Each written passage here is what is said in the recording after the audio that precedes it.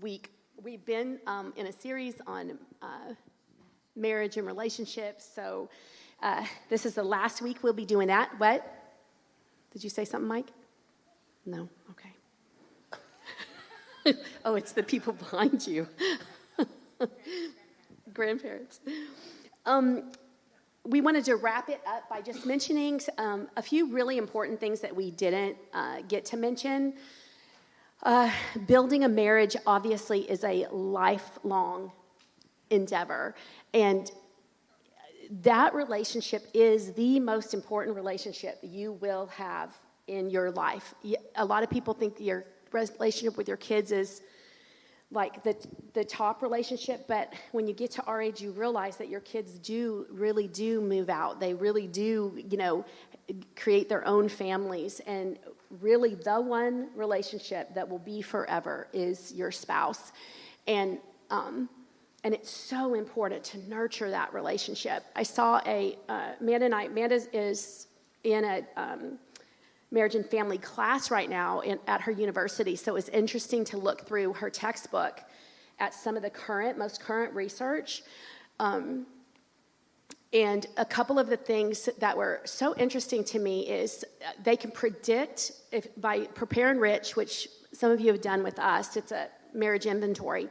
So there's two models that they can predict the success of marriage. One is Prepare and Rich, their scores at the premaritally, or Dr. Gottman also has an inventory. But what was interesting was if you can have a 5-to-1 ratio of negative versus positive things in your relationship is more likely to succeed. And what that means is that whole thing of dating, that whole thing of trying to make your spouse laugh, so even if you have all this conflict, if you can add enough positive in as well, you can actually alter the rate of success, of long-term success of your marriage. Does that make sense? And I just mentioned that because we haven't talked a lot about adding to your marriage. We've talked a lot about what you kind of shouldn't do, or the pitfalls, but so important to nurture your relationship. Make sure that you are dating your spouse, that you're continually wooing each other, and making each other feel important, like you are the most important person in their life. Anything to add to that? Nope. Okay. Oh, this quote. I have always loved this quote. It's from a movie, Shall We Dance? But listen to this. We need a witness to our lives. There's 1 billion people on the planet. I mean, what does one life really mean? But in a marriage, you're promising to care about everything. The good things, the bad things, the terrible things, the mundane things, all of it, all of the time, every day. You're saying your life will not go unnoticed because I will notice it. Your life will not go unwitnessed because I will be your witness. It's beautiful. Mm-hmm. Anything to add to that? No. Okay, I also, are you ready to show a video? Let's start off with the Tim Hawkins video.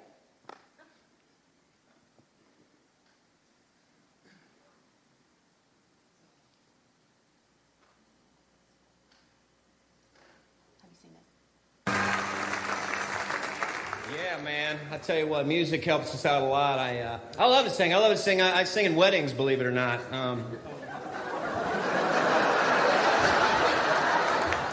Why don't y'all shut your mouth? I had a friend call me not too long ago. He said, dude, I'm getting married. I want you to sing at my wedding. I'm like, okay, I'd be honored. When are you getting married? He goes, in 2 weeks. I'm like, well, thanks for the heads up. And I said, well, when do you want? He goes, well, my friend I wanted to sing, he fell through, so I called you. Well, flattered, thank you. I said, okay, when do you want me to sing to the wedding? He goes, well, when the bride's walking down the aisle. I want you to sing then. You sure about that? Oh. I said, okay, well, what do you want me to sing? He goes, you pick. Yeah. That's what I was thinking. Half of me's going, no way. The other half of me's like, I can make this a wedding no one's ever going to forget. There's a lot of songs wouldn't go well. Be very appropriate at a wedding. We're walking down that. What's love got to do? Got to do? That wouldn't be very appropriate. Heard it from a friend who heard it from a friend who heard it from another. You've been messing around. That wouldn't be good at all.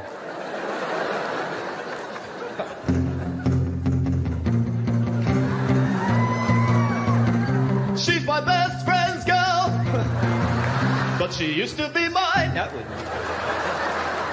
Might lose a friend over that one. Oh, there's worse. But I still haven't found what I'm looking for.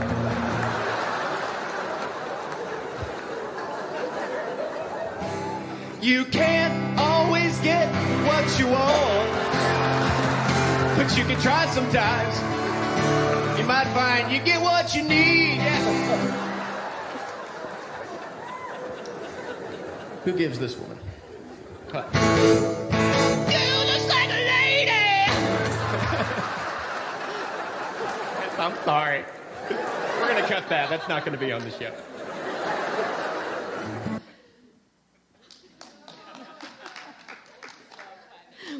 David Peck, I thought you would particularly enjoy that.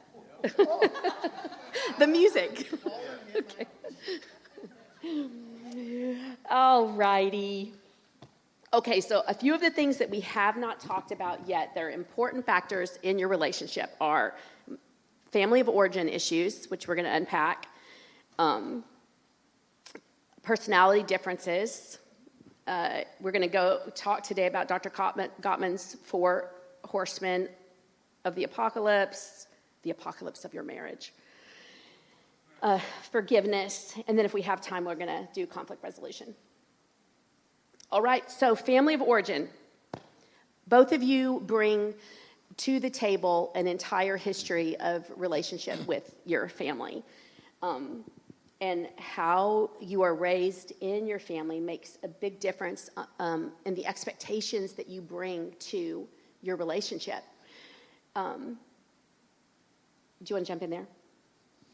Well, today, I guess we're kind of breaking stuff down into nature versus nurture. And the nature part will be the personality that you bring to the table, but the nurture part is the world that you grew up in, which includes things like communication, conflict resolution, all those things that took place in your home. The way that happened gets brought into your marriage unless you are particularly aware of it and dealing with it specifically. One of the examples I like to use is, say, you've got a young man from, he's basically, lineage is Italian. And so when his family gets together for meals or celebrations, it's very loud. Everybody hugs. It's lots of food, lots of fun. And he decides, he falls in love with a girl who is maybe from the Northeast, very well-educated family. She's taught at an early age to pursue her education. They're not very family-oriented. They encouraged her to be independent. Their meals are very quiet. They talk about things in kind of low-key voices. And so when these worlds come together, one of the dynamics that can happen because of the way that they were raised is that the Italian boy presses in for relationship all the time. He loves to hug. He loves he's loud, and sometimes that embarrasses his spouse. He's wanting to include her in everything, include her with his family. She feels smothered by that. That's not her experience in her family home. She likes independence, and he reads her independence as, you don't love me. You don't want to be with me. You don't want to be with my family. You don't like anything about me. And so you see where what's love got to do with it? Sometimes love isn't enough if there's not some kind of way to break down the worlds that you were raised in so that there's an understanding. He's loud and boisterous because of where he comes from, and her resistance to that is not rejection, it's just weird. It's outside the realm of her experience. She likes quiet, she likes study, she likes her own independence, and she feels smothered by him, and he feels like he's having to chase her all the time. And he feels like she's unhappy because she doesn't want to participate in the way that he does with life and family. So that's just an example of two worlds. You know, you're not two halves coming together to make a whole. You're two whole worlds coming together to make another whole. And so that brings with it everything that you have, your personality and everything, also the family of origin that you grew up in. You could have a family that was great at communicating, and you could have a family that was horrible at communicating. You put those two worlds together, and there's automatic conflict, not because they don't love each other, but because they're not able to communicate in a way that makes each other feel loved and appreciated. Yeah. Dino and I, we're going to talk about personality in a second, are absolutely opposite on every personality test that we've ever taken. And we also, our family of origins are very, very different. We had to learn, we had to recognize it in order to not accuse each other. Oh, well, you're just, or you're just. Oh, wait a second. This is how you were raised. So one of the things was like even vacations. My family, when we vacation, we chocked it full of everything, right? Let's go skiing at 10, then we're going to go ice skating at 2, and then we're going to, we want to chock everything fun we can into this 1 week that we have to do stuff. Dino's family this is a time for me to turn off my phone, turn off everything, sit and read. You go to one place, and you stay there the whole vacation, and then you go home. Yes. And so, but it really was hard to work through that, busting through to, oh, wait, this makes sense. Okay, now how do we solve this together? And it's just another area that we move from accusing each other. Well, you're just, I don't know, lazy or something. Well, you're just too busy or something, to, okay, how do we work this out so that it's beneficial and happy for both of us? I know we had mentioned earlier about a couple of weeks ago about me bringing a lot of energy to the conversation. Do you remember that? Like I would want to talk to him about something, my day or something, and da-da-da-da-da-da, but he would feel like I was attacking him almost, like the level of intensity that I brought to the conversation would cause him to back off, and I would feel his heart shut down. Well, interestingly, there's a twist on that with us, because in an argument, my family, we were taught you don't ever yell, like peace is the highest goal in our home. Dino's family is more the loud, yelling at each other, or at least your dad, not your mom.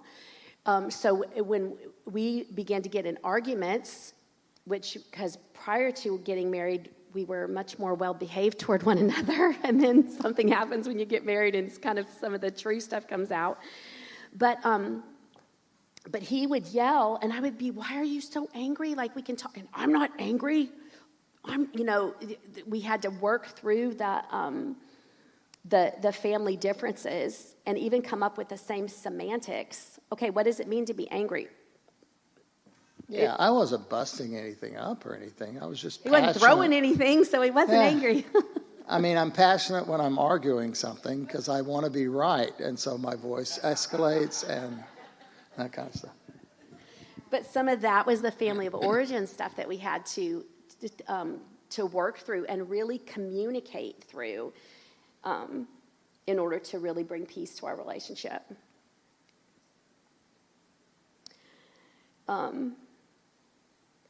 It helps to see what habits and attitudes we bring into relationship from our family of origin. In Prepare and Rich, it has these quadrants that show where your family of origin is and then where you are in relationship to that. And the more you communicate, the more you problem solve together, the more centered you become. All right, that's family of origin stuff. And the takeaway is, even in friendships, even in your own personal health, in your own personal emotional health, it's important to think back, what were the dynamics of my home? What things do I bring to the table that I don't necessarily like about myself? You can do this not only in your marriage, but your own personal emotional health and growth. Yeah, I think one of the biggest things about that is on the tests that we give, the premarital and the marital test from Prepare and Rich. In the family of origin, it talks about whether the family that you came from is connected or disconnected, whether it's overly connected or overly disconnected. So if you're on the outside scale of being overly connected and the other person is overly disconnected, you've got quite a distance to bridge to bring just your communication together. A lot of people don't even talk about family of origin and then where you are on the scale, because sometimes you'll come from a family of origin, say, that's overconnected, and you didn't like it. And so you want to establish something that's not as connected because it feels smothering to you. So, knowing your family of origin is a good thing for you just personally to know, because that will determine a lot of times your reaction to other relationships. So true. All right, then we're going to talk about personality differences. We've hit on this multiple times, but the most important thing for the longevity of your relationship, and even, again, this is in personal relationships, interpersonal relationships across the board, not even just in marriages, is to understand that we are each so unique and so complex. I think most of the time we're very egocentric, and so we think that other people think the way that we do, or that they see things the way that we do. And so often our relationships, we just skirt across the top, bumping into each other, and we don't take the time to really see, who are you? How do you see this? Because we tend to want people to see things the way that we do. We see this all the time. As a pastor, it's hard to navigate because you can't ever assume, there's probably 50% of people that when they're ill do not want you to call them, or they don't want a hospital visit. They don't. That's me. I'd prefer nobody even know. I don't want somebody to. It takes so much energy if you're not feeling good to have to entertain someone. So I would rather be left alone. But then there are people who are very, very upset when you don't kind of slather them with attention when they're ill. And so it's important to know, who am I dealing with here? What does this person, we've talked about it with having a little section over here for the introverts who don't feel like talking to anybody and wearing a button, please don't talk to me today. But there's nothing wrong with that. It takes every single one of us. It's like the body of Christ is the body. So some's a big toe, some's a heart, some's a finger. There's nothing wrong with the introverts. We need them as well because they are our deep thinkers. They are deeply creative. They'll be problem solvers on the inside. If we can learn to appreciate, wow, this person will never talk to me on the phone, but I deeply love and respect her wisdom. Do you know what I mean? Instead of criticizing someone's differences, which that's most often we do, oh, they're not like me, so there's something wrong. How do we see and then celebrate the differences?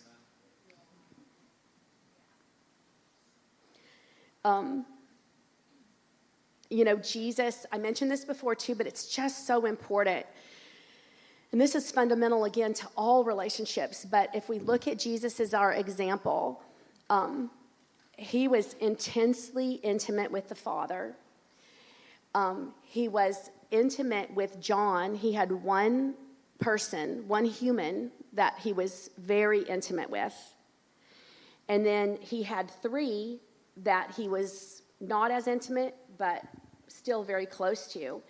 Then he had 12 that he was much less intimate, but hung out with. But then he had the 70 and the 144 that were just the crowd, like that he didn't offer his heart to in the same way, not his life for, but I'm talking about intimacy of relationship, right? If we're talking about good communication, really knowing one another, really celebrating one another, you cannot have that. You don't have the capacity to have that with more than a handful of people. You just don't. And that needs to be okay. We've been sold this bill of goods that we have to be everything to everybody all the time, and you just do not have the capacity to do it if you're going to be an authentic person and be genuine. That's what Kris is saying is that's not what Paul was saying when he says, I want to be all things to all men. What he meant by that was he was more interested in building bridges with people who are like, who were Pharisees or scribes, or to win people, he had to in some way find a way to be on their side. But that's not the same thing as being a chameleon who tries to change in every environment that you're in. Your personality is your personality. You don't have to, I guess a over the top example is I don't have to tattoo up to reach a tattooed generation. It's not in my nature to wear tattoos. I don't like them. I grew up, the only people I knew that had tattoos were prisoners and people that served in the armed forces. So I did neither one of those. So I wasn't in the mix. But all his children have tattoos, so. Yeah. So, and I love all my kids. And it really is, it's not a place I'm going to draw a battle line. But I'm just saying, we don't change who we are to relate to other people. We remain ourselves, but we can build bridges. And one of the ways that Paul did that was he took Silas and was it Silas that he had circumcised, and so that he could be a part of the Jewish group that he was trying to reach. He didn't want to offend them by having someone who was uncircumcised with him reaching those people. But it didn't change Silas's personality or who he was essentially. So there's we don't have time to do it today, but maybe in January or something it would be really fun to do. Pause for a second. We are body, soul, spirit, triune beings, and our emotional lives will influence our spiritual life, and our spirit. We do not have the ability to separate our spiritual life from even our body or our soulish life. And so that's part of the reason, Dino, you mentioned this a couple weeks ago, but we're doing this because the health of your relationships, your personal emotional health is incredibly important in your spiritual health. It absolutely is, as well as your body. Like if you're sick, it can affect the way that you view God. It can affect your ability to have faith. We're just so integrated. So that's an aside for why we feel like even this personality thing that I'm fixing to talk to you about is important. Go ahead. Yeah, in the epistle, 1 John, John says basically if you claim to love your brother but you hate him and you love God, you're a liar. I mean, he uses very strong language there because there's a connection inside of us, and we're not able to just break that connection. If we're not connected with God and with our brothers and sisters, then we have broken something, because God commands us. It's one of the highest commands that he has, to love one another. And so if we're not loving one another, how can we love an invisible God that we don't see and touch and interact with in the same way that we do humans? So our relationships, even at a church level, are extremely important to our spiritual life. And the idea that we can be monks, that we can separate ourselves from society, is sort of an unknown in the New Testament. You just don't see it. You had groups that came to that, the Essenes and others, that were communities that were desert communities.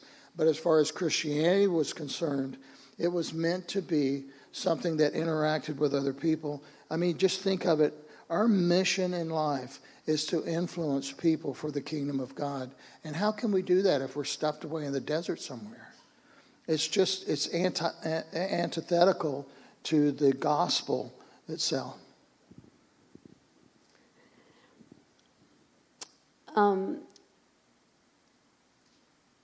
So personality differences. We were talking about maybe doing this in January or something.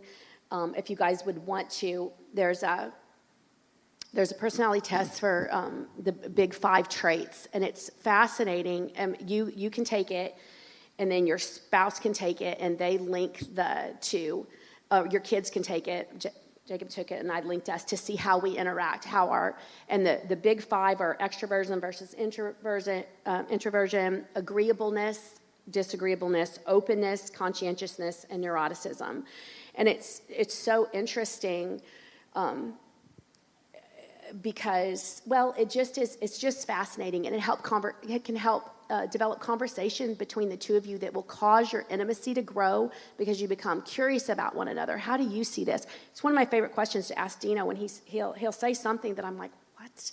And what makes you think that? I mean, even now, because we change, right, through trauma, we change through life, we change through, to continue to stay curious about your spouse and say, wow, what's driving you in that? What are you thinking?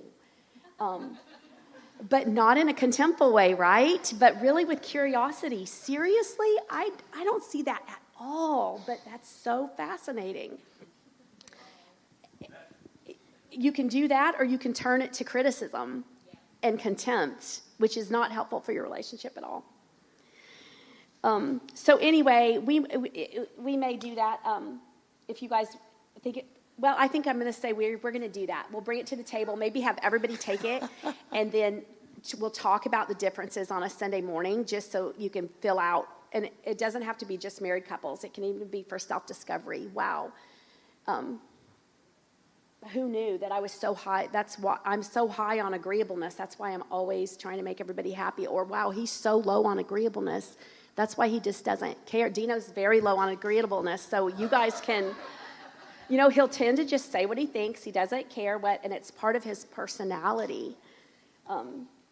Grumpy. No. But see, it's wonderful because for a person high in agreeableness, he pulls me towards center, and I pull him towards center. And that's part of what is beautiful about a marriage relationship.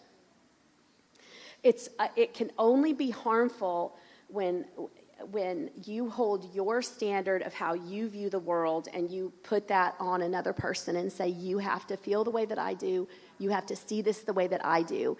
It cannot be healthy for a relationship. Yeah. Okay. Dr. Gottman's 4 Horsemen of the Apocalypse. Dr. Gottman is a psychologist. These 4 horsemen are talked about in many, many textbooks. It's sort of kind of a breakthrough way of thinking. He's done a lot of research. Horsemen of the Apocalypse, right, are the demise, the destruction of the marriage. What are the 4 things? Criticism, contempt, so bad, defensiveness, and stonewalling. And so we're just going to touch on those real quick. These are weeds in your garden. Dino talked about how our marriages are gardens that we need to be seeding good seeds into and weeding bad things out of. These weeds are noxious weeds that have to be taken out by the root. Criticism is it's not bringing something up, it's how you bring something up. You could say your husband's late. You never think about how your behavior is affecting me. You didn't just forget. You're selfish. You never think of others. You never think of me. It's the never and always words. Whereas a complaint is, man, that scared me. I thought you were going to be home at 6 and you didn't get home till 7. I thought we'd agree that we'd call each other if we were going to be late. It's the way that you bring up a complaint that is rather it's criticism or a legitimate complaint. Contempt, Do you guys know what contempt is? That's the rolling of the eyes. That's the when your husband is so different than you, you go, that's dumb. Ugh. Do you know what I mean? It's the. Do you have anything to add to that? I'm trying to pull words. Well, I think a lot of times it betrays itself in language that you use. And so usually contempt comes out most of the time with other people in the way that you talk about your spouse. And you sort of get used to talking about it that way, and then you bring it into the relationship. And what contempt is it's criticism that's negative, but its intent is mockery. It's meant to make you feel small. It's made to make you feel like you're inadequate or you're not enough. And the whole thing behind contempt is the intent of it. The intent is not to reconcile the relationship. The intent is to punish or to strike back because you've been hurt or you feel like you've been neglected somehow. And so it's a roundabout way. Instead of confronting something directly, it's an indirect confrontation, if you will. And I think it always has a level of superiority to it. Like you can recognize it in your own heart if you're feeling superior to your spouse or to a friend or even your children, talking down to them. That's where contempt would be. Would you just sit around and play those stupid video games, or anything that is demeaning in the way that you speak is contemptful. Couples who show contempt for each other on a regular basis are more likely to suffer from infectious diseases. Like it literally lowers your immune system to live in that environment of contempt.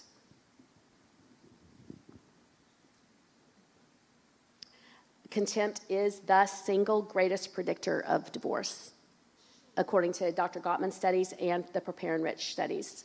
When you get to the point where you don't respect your partner anymore, and because that's where contempt comes in, the marriage is basically over. Any input or any yes, that makes sense, or no, that doesn't make sense? I feel like I didn't come up with some good analogies, but I do just want to throw something in. We have no problem quoting psychologists, doctors, whatever. But some people see this dichotomy between spirituality and the world and those kind of, like it's worldly wisdom somehow. But here's the deal. All truth is God's truth. He's the originator of truth. And so these doctors and psychologists and stuff, they stumble across the truth every once in a while. And so we want to bring that out when that happens. There's not a conflict there between, it's not only God's truth. All truth is God's truth. And all truth that we find is just true. And so there's no reason for us not to use it. True that. Huh? Oh, Gannon asked, what about how self-contempt affects relationships? Self-contempt, you'll do the same thing, but turn it inward. Well, I'm just so stupid. But so if you're in an argument with your spouse, they're bringing something to the table. Some people use self-contempt as a tool, but it's really a tool of deflection. Okay, well, I'm just so terrible. I can't do anything right. What does that do? Completely effectively shuts down all communication. So it's a It's facade? a facade.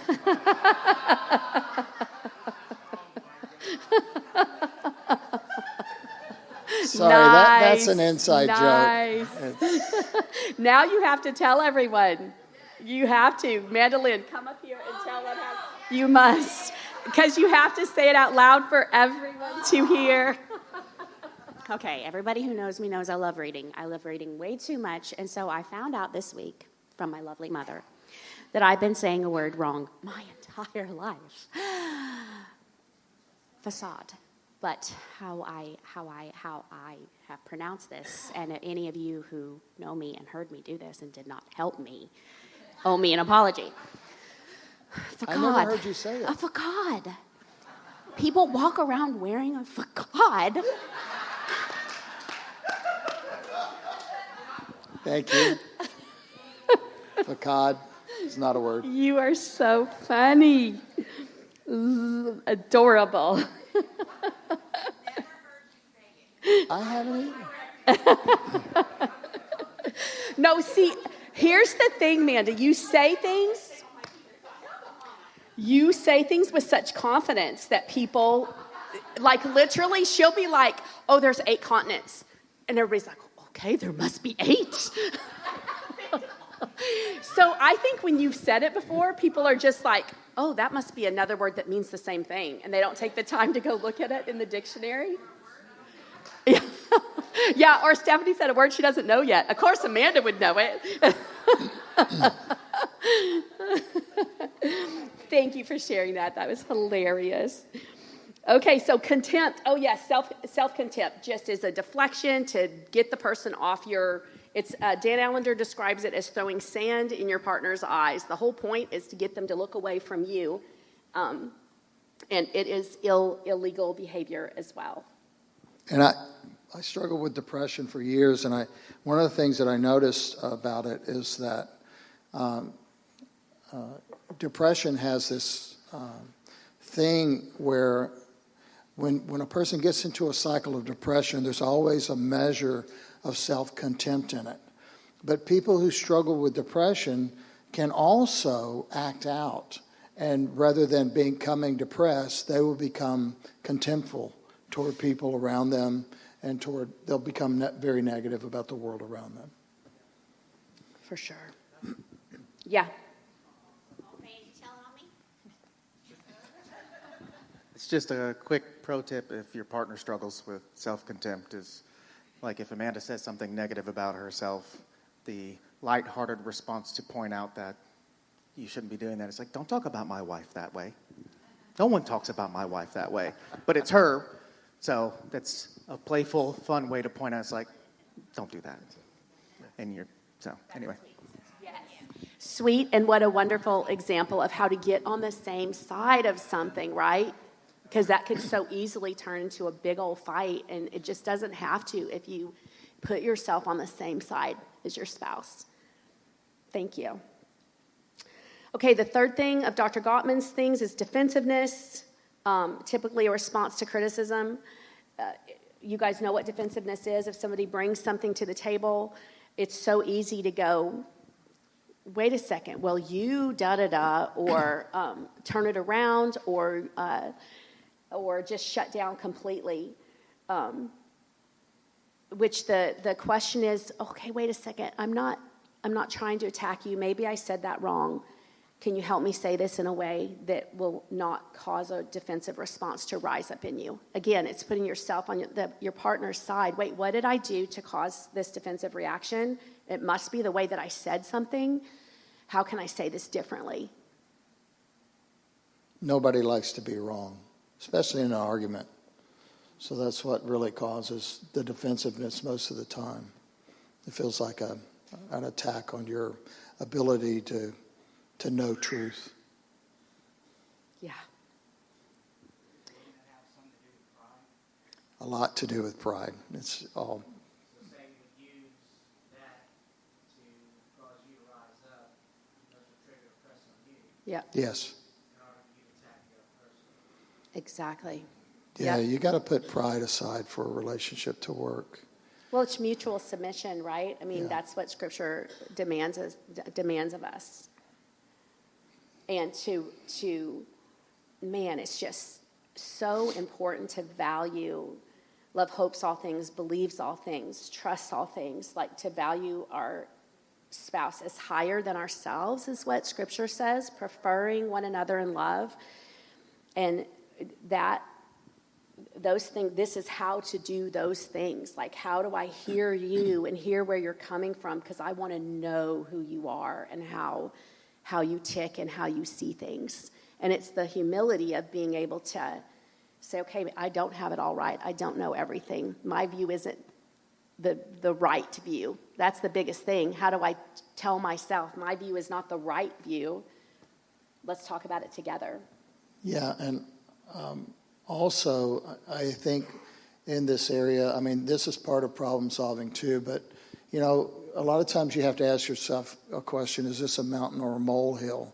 Is this rust on the railing, or is this a hole in the boat? Because sometimes we bring so much emotional intensity to something that's just a little rust on the railing and needs to be cleaned up. So, you know, you choose your battles. You choose what's important to really stand your ground on. And the other things we used a scale, 1 to 10. Is this a 2 or a 3? It doesn't mean much to me. Or is this a 8 or a 9 where I'm willing to go to war over this thing and we'll see where we end? We didn't get to talk, we forgot to talk about that. I mean, we've mentioned it several times. I loved when Dwight and Leslie were up here.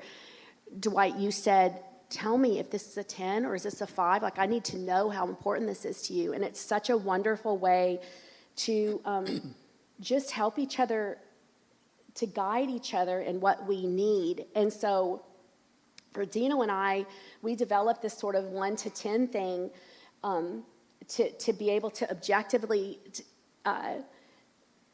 tell each other how important something was, right? So we both just take something simple. We want to go out to eat. He says, I want, I don't know, hamburgers. And I say, I want Italian, whatever. She wants Mexican. 100% every time. See, after you've been married a while, some of that stuff just doesn't, it's so nice to be married to someone who knows you well. But anyway, how important, okay, wait, you said that like you really, really want this. Is this like what is this to you? Is this like an 8 or a 9? And he'll be like, oh, that's a 2. Okay, well, it's a 5 to me because I've been craving Mexican all day. Do you know what I mean? It's just a really simple way to communicate about things. And we do it from the simplest decisions to the most complex decisions.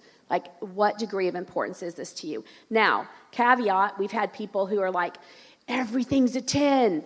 Everything can't be a 10 because then, again, you're not submitting to one another. You're not preferring one another. You're not, does that make sense?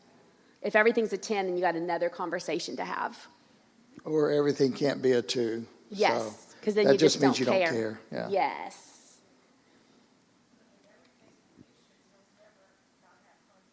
I see her lips moving, but I didn't. Yes. If everything's an issue, you'll never not have conflict. Yes, thank you. Yeah.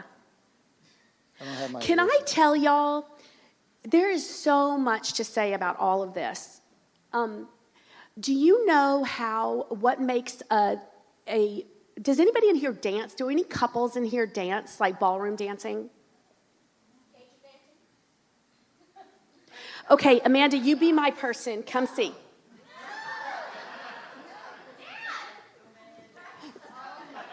Dad's tired. I have 2 left feet. Okay, hold. I want you to that's okay. I'm going to tell you what to do. I'm going to tell you what to do. I'm going to be it doesn't even matter if I'm male or female, but you put your hand against my shoulder. Okay. I'm going to put my hand against you. Yep. And let's just hold hands like this. Yep. And I'm going to tell you when we move Yeah, together, you're pushing my hip. I am, but here, what she's doing is pushing against me. Like there has to be a resistance there always has to be a resistance to the movement if we are to dance well together. Does that make sense? If you are nothing, don't even push against me or nothing and let me just try to move you. Like you're going to be just a noodle. Does that make sense? Because here's the thing. Anytime, like you can try to move, it's the resistance that gives you the steadiness, like for you to think that there shouldn't be resistance to each other or resistance to the relationship is it's not smart. Like we have to have it. We have to have it to grow. We have to have it to develop intimacy. We have to have it to even discover each other. And the joy of being the mystery of marriage, the pushing back is required. So much of our unhappiness, I think, in relationship comes from our expectation. If we just think, oh, we love each other, so everything's going to always be good or always be easy, and it just doesn't happen. There will always be resistance, and it's actually a good thing. If you can change your mindset about that, it could help a whole lot. And I don't want to be critical, but, we talked about how Hollywood influences our relationships a lot of times, and it's almost unspoken. You watch movies and you sort of, this stuff drifts in. I can't live without you. And it's a lie. It's not true. You absolutely can. But it's trying to romanticize something to make it bigger than what it really is. Well, Christianity has done a lot of damage to relationships too. And this ideal that we've been married for 60 years and we've never had a fight. When I hear that, I'm like, there's something really wrong with you. I mean, somebody's not standing up to be who they are, because without that resistance, you're not being who you are, because it's two different worlds coming together. It's not, I'm just saying that a lot of times we get painted these goals for relationships that aren't true. We need to be working through reality and instead be able to talk about how do we solve differences. Because if you don't have differences, man, you married yourself. How gross is that? I would never want that. I like opposite, I wanted a little fire and heat in my relationship, and so I got it. I had to wait till I was 34, but I got it, So, it's just be careful the voices that you listen to, because there's all kinds of voices out there, and some of them have a Christian label, but it's not always God's wisdom and it's always not based in reality. Some of it is fairy tale stuff that gets drifted in. And it really, there is no, even in our relationship with God, like so many think that it's about like serving God and just doing what he wants, but the deeper Christian life, the deeper spiritual life is when your focus becomes, I want to know who this God is. Like, what makes him tick? He's so expansive. We could never discover, even if we spent 24/7 trying to discover and see the many facets of who he is, we would never discover enough. And that really, really is the goal. That's what intimacy is. It's knowing someone so deeply. And that is the beauty of marriage. Like, we get the opportunity to really discover the depths of who another person is. And the depths are unsearchable. Like, every conversation is an opportunity to say, wow, I tell you, we won't go to a political realm. We're not opening a door to talk about it right now. Thank you. But for me to go, wow, that's how you see that? That is so interesting. And it doesn't have to be a big fight about being right or wrong. Does that make sense? Like, you can have different viewpoints, and it's okay to have different viewpoints and still love each other deeply.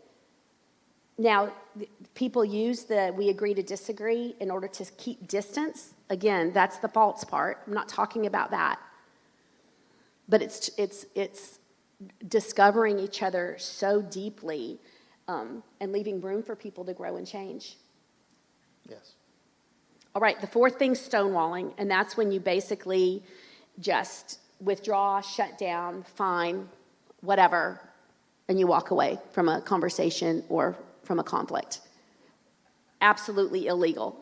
The legal way to do it is, man, we're so escalated right now, we're not going to go anywhere positive with this. The moment you feel an emotional escalation, there's no need to continue, because words that you wish you hadn't said are going to come out of your mouth.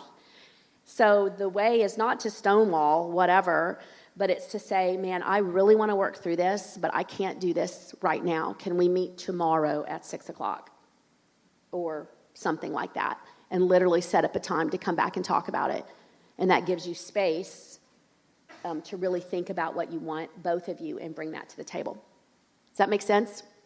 Okay, so the four things were stonewalling, defensiveness, contempt, and criticism. Those are the four noxious weeds that absolutely have to be removed from your relationship if you're going to have an intimate relationship. Can I throw an aside in? How are we doing for time? We have about 5 minutes, and we're going to do forgiveness too. I can't talk fast, so. That's right. It's important. It just dawned on me. One of the areas of conflict I see in couples a lot of times is an issue of control. And you hear it sometimes when people are dating. It's like, hey, this person that you're seeing is, I mean, you guys are talking about marriage, but, there's some issues there. There's some, oh, well, when we get married, I'll be able to change them. I'll be, it's like a pet project. It's like I'm going to be able to move those areas of their personality or their nurture that annoy me, and we'll be fine. And so a lot of times marriages begin with an idea that, or there's a discovery in the first month or two of the relationship that you didn't know about, and you have to make adjustments. And so it's very easy for one spouse or the other to get in this mindset of controlling the other person.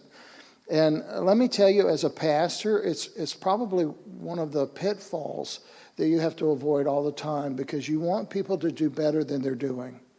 And the reason for it is not because for any other reason except that if a person is following God's plan for their life, what God has planned for human beings in general, that your life will be better. And I don't mean better in terms of you'll have more money and you'll have everything you ever wanted. I mean better in terms of deeply fulfilling. God has made us a certain way to run on certain things. And so our temptation is to try to make people conform to an image that we have in our head where you stop doing this and you don't do this anymore and you don't make this mistake. But the truth is that if you go to 1 Corinthians 13, love is long-suffering, love is patient, love is kind. And so it's unkind and it's impatient for us to try to change our spouse. Let God be the Holy Spirit and change people. And you encourage them. They get discouragement everywhere else. Home should be the place where you encourage them. And of course, it's a sticky issue because you get into codependency. And I'm not talking about codependency. I'm just talking about being a little more of a cheerleader than the police in your home. Policing is fine when you're out there policing the world for certain reasons, but don't police your spouse. It's annoying. It makes them feel criticized all the time and never measuring up. And so it's important for our home. We had talked about that, making these rules of engagement in your home. It's important in our home for us that one of our rules of engagement is that we create this as a safe space for us. We get criticized all the time, and I'm sure you do too, by different kinds of people in different environments, but you should go home to a safe place. And that should be your safe place, because that will absolutely invigorate you for change in a way that criticism can't. Yes, so let me, this is a perfect time to wrap this up with a bow of that quote again. Can I repeat it? We need a witness to our lives. There's 1 billion people on the planet. I mean, what does one life really mean? But in a marriage, you're promising to care about everything, the good things, the bad things, the terrible things, the mundane things, all of it, all of the time, every day. You're saying your life will not go unnoticed because I will notice it. Your life will not go unwitnessed because